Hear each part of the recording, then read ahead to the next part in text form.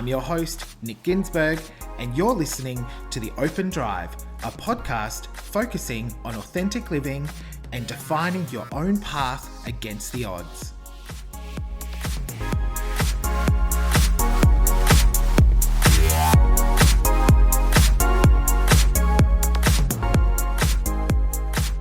Well, hey there. Welcome to episode 11. Thank you so much for joining me. Thank you for listening. To anyone new, welcome. As I said in my previous episodes, which you will hear in no time, welcome to the family. You are now part of my club, so lovely to have you here. I do suggest that you start from the beginning, so feel free to listen to this episode and then go back because it'll make a bit more sense. Quick reminder that if you enjoy the podcast and you like listening to these episodes, please make sure that you share it with your family and friends. I want to reach as many people as I can so that I can help those that need it by hearing my story. So if you can do me a solid and share it with your family and friends, if you enjoyed it, that would be amazing. Also, make sure you subscribe to the podcast so that you get notified as soon as an episode is released. Lastly, please jump on over to Instagram and follow both myself and the podcast at Nick Ginsberg is mine and the podcast is at The Open Drive. In this episode, I wanted to really do a second part to the episode that I did on the effects of addiction. So I wanted to now look at the effects of mental illness on a family. Now, I really want to make this very clear that this is my story, this is my family's story. This does not necessarily depict an average family with someone that is struggling with mental illness. Everyone has their own personal journey, and I just want to make that very clear. So this is my story that I'm wanting to share with you.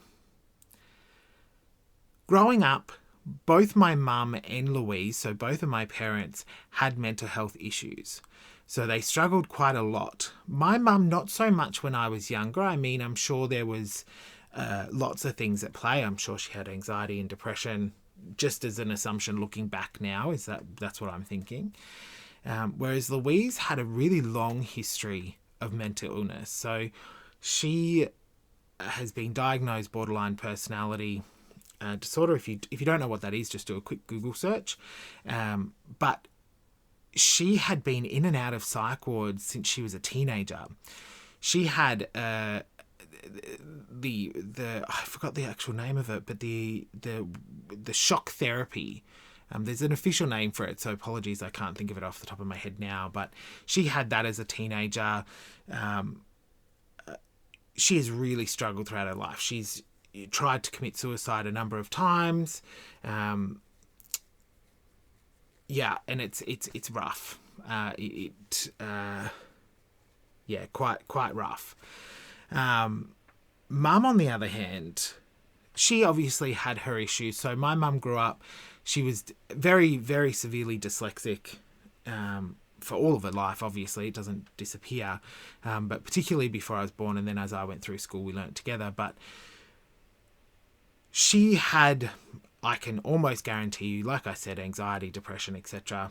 And she medicated those feelings away by using alcohol. So that's how she did it. Whereas Louise understood medication can help her, but she would self-medicate, which, if you don't have to be a genius to figure out, that is not what you should be doing, right? Shouldn't be what it is. And Mum had gone through the early part of my childhood without any sort of severe mental illness episodes or anything like that. It was predominantly her addictions that were the issues when I was super, super young. When she got cancer, though, the doctor suggested that she started smoking weed to help with pain and nausea and all of that. It's a very common thing. A lot of people that go through cancer, doctors suggest that is a good thing to help. Now, Mum had found her stash and her supply, which was not regulated, and I don't know whether it was a laced batch or something happened, but that's when everything fell apart. So it triggered something in her. She became very manic, these big manic depressive episodes, so very sort of textbook bipolar. although later on, so in my sort of mid-20s, a doctor did say, I'm not sure if she is bipolar or ever was bipolar, but she may have had signs of that, which is hard to grapple as a kid. So when Mum really sort of fell off the wagon, I mean, the manic episodes, she could be awake all the time, and it was go, go, go, go, go, go, go. She was very thin. And it was very much I wasn't sure what I was going to get as a kid. I wasn't sure what was going to come out. Interlinked with that became a very strong sense of paranoia. And that has stayed with her even till now. She's quite a paranoid person in terms of she always thinks that people are looking or thinking or talking about her. This showed a lot throughout dancing. So you heard in the previous episode that broke down, that relationship broke down.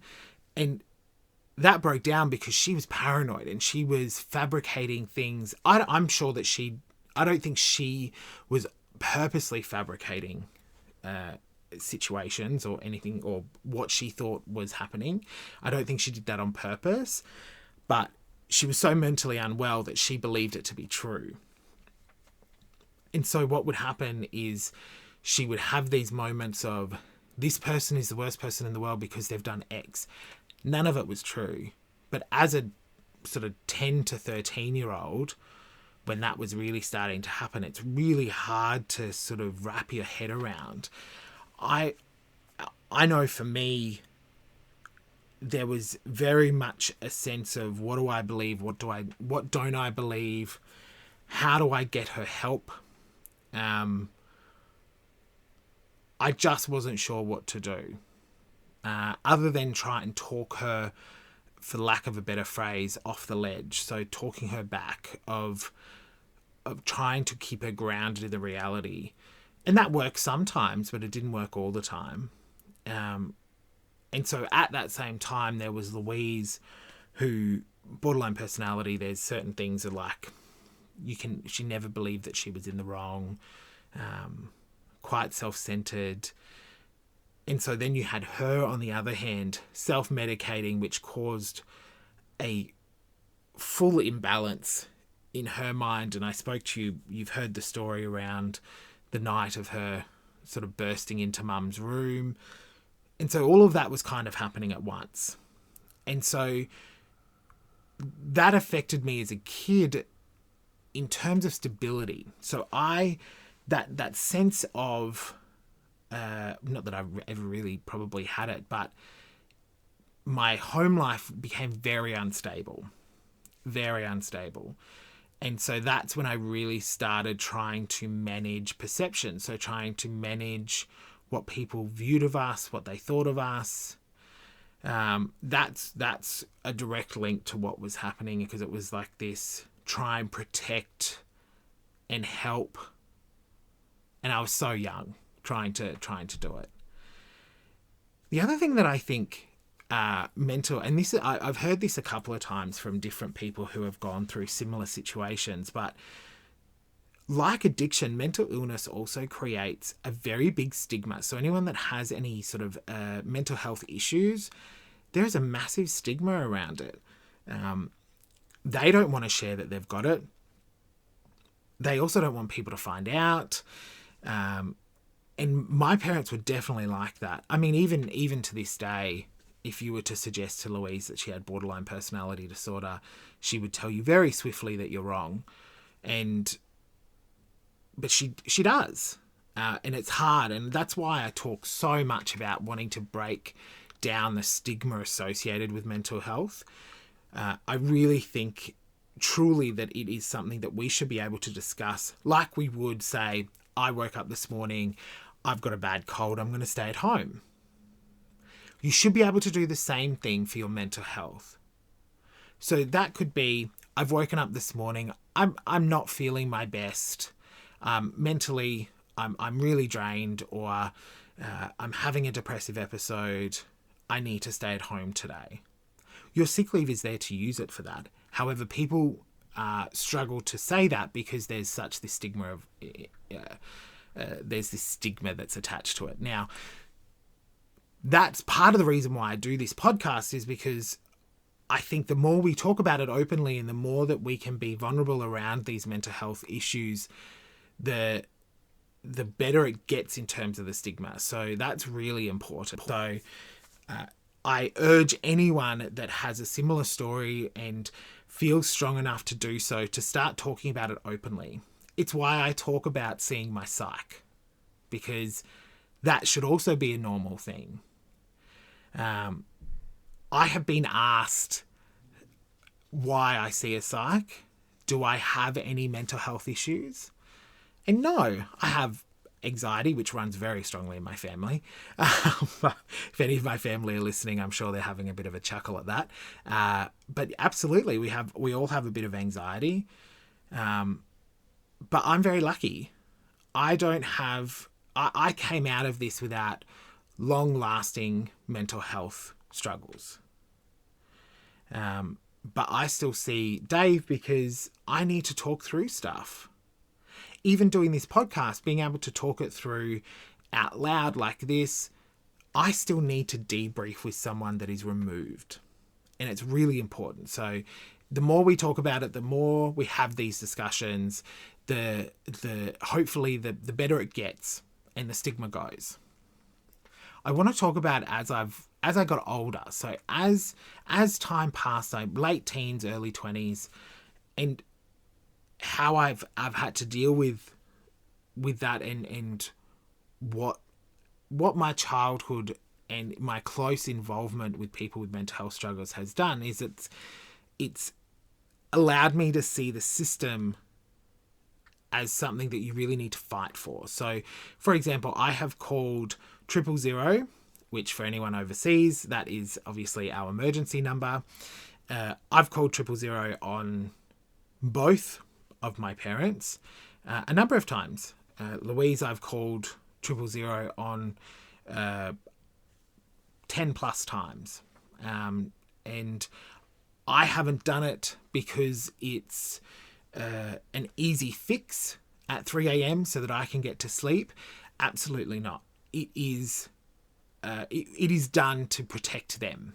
So when they are in a self-destructive state, it is to protect them. And it's something that I think people really struggle with. So there is guilt associated with calling 000 on your parents to get them taken away into a psych ward, or to at least have a psych evaluation. And when I first did it, I felt, I can remember it, I was in my teens, I felt incredibly guilty. Really incredibly guilty. But the more exposure you have to it, the more you understand, and the more I came to understand that I have to do it to protect them. The last time I did it was probably end of last year. And I'm 34. I called, and I'm in Melbourne, and Louise and Mum are in Queensland. I called 000 on Louise to get her taken away. She was in a very bad state. Very bad state. And called me on and off for hours, saying a lot of things which I understand can be quite traumatic for people to hear, but things like, I don't deserve to live, I don't want to go on, and whatnot. So I talked to her very positively, tried to get her around. I hung up. I called 000 straight away. I no longer feel guilt over doing stuff like that. She also doesn't know. She doesn't listen to this podcast. She can if she wishes, and then she will know. But I don't openly tell her that it's me doing it. She pieces the puzzle together and knows that it's me. But I'm doing it to protect her. And I'm doing it to protect Mum. Haven't done it for Mum since I was in my early 20s. Actually, maybe even late teens. But absolutely, with Louise, it's been an ongoing thing. And it will continue to be an ongoing thing. That is the thing I think that people need to understand when it comes to mental health. And people that really struggle with their mental health, is that the moment you add something on top of the struggle that they've got. So you take Louise, for example. She has borderline personality, which is tough enough to deal with on its own. Then you add on top of that addiction and this inability to self-regulate is probably the best word I can use. So she drinks to medicate. She then takes her medication, which don't work with alcohol. So she's never actually mentally sound, even though she's on the medication. So that is tough, and it's never gonna go away. And that's the thing. So one of the things that Dave had said to me when talking through all of this was, I have to look after me. As much as in those moments when Louise is really struggling, she will try and get me to take the bait, and she does it a lot. It's about looking at it through a compassionate lens. So she must be having a really tough time at the minute. Don't take the bait. She's having a really tough time. So it's about changing how I react. And I remember when Dave first said that to me, I was quite annoyed, actually, because I thought, you don't know what she's put me through. I don't want to look at it through a lens of compassion. Why would I want to do that? She hasn't done that with me. She has at times, but not as an overall. And then he explained that it's about self-preservation. So it's about me looking after myself. And it goes back to this thing of, you can't control anyone else. You can't control how someone reacts. You can't control what someone says or does. You can control how you react to the situation that's presented to you. And let me tell you, so that was one of the first pieces of advice that he gave me in September, October last year. And it changed how I interact with Louise fundamentally. We haven't had a big fight since. Even on that time when I had to call the ambulance on her, we didn't have a fight. And that's really important. So I want to pass that on to you. But just like the addiction, mental illness creates a secrecy in the family because of the stigma. This is probably hard to understand, but I view the two hand in hand. They're both illnesses that affect people outside of the person that has the illness. Sure, they are different things. I get that. I understand people can have one and not the other and all of that, right? I understand that. But they create the same thing within the family. So everything that I said in the addiction episode, which is secrecy, it's this rolling storm of you don't know when it's going to hit. Is it coming in? How long is it going to last? Also, it's creating these peak moments of mental health struggles. It's almost like it creates a slightly different version of the person you love. And the last thing I want to say, because I think this is actually really important, and it's not a piece of advice, I just want to share this part with you. I, growing up, as you know, did not want to be anything like my parents, but mental health, sometimes it's genetic. There is parts that you become more... so, for example, it'd be more likely for me to have a mental health issue than someone whose family doesn't have a strong history of it. I was terrified that I was going to end up with a severe mental illness. Terrified. Up until probably 5 to 10 years ago. So mid-20s. Really, really, really worried about it. But I didn't need to worry about it. Because if I did have one, I could go get help. It isn't the end of the world if I had one. But that terrified me, the thought of being like them. It is so important to understand that there is help out there. And help is in a million different forms. Help can be your friend, a family member. It can be a professional, a psychologist, a psychiatrist. It can be checking yourself into a facility to give yourself a moment to breathe, to get back on track. I may have a mental health issue later on in life. It may happen. But I now understand that I have the tools and the ability to be able to get myself help if that was to happen. And that's the difference. It's not something to be scared of. You can sort it out and get help. I'm going to leave it there because this was heavy, but I think it was needed. So I hope you got something out of this. I hope it was worthwhile. Thank you again for listening. Remember, make sure you subscribe, share it, do all of that fun stuff. Follow me on Instagram at Nick Ginsberg or the podcast at The Open Drive. And I hope you have a fantastic time doing whatever it is that you're doing. And thank you again for listening. I'm truly grateful. Have a blast. I'll talk to you in the next episode. See ya.